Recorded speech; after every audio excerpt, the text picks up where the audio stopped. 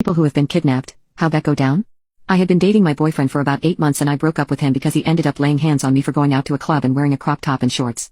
About a week later he showed up at my parents' house wanting to talk to me. My mom answered the door. I didn't want any part of it, so she told him to go away. He got belligerent and eventually left, so she called the police. He was pulled over, and given a warning, then they let him be. Dad was at work, Mom took sister somewhere, and I was playing Mario Party 8 on my Wii at home. There was a knock at the back door and I looked through the glass from the couch and he was there looking and trying to talk to me. Again, I didn't want any part of it so I ignored him. He got mad and shouldered the door. The frame cracked. He did it again and the door burst open. I said, "What are you doing?" And he grabbed me and put me over his shoulder and carried me outside.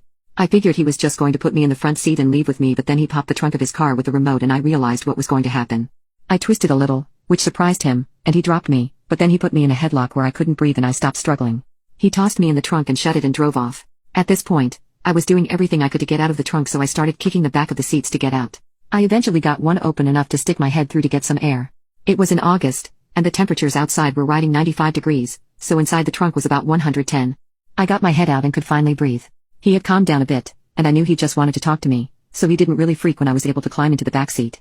When he was putting me in the trunk, the neighbor kids were outside and they saw what was happening and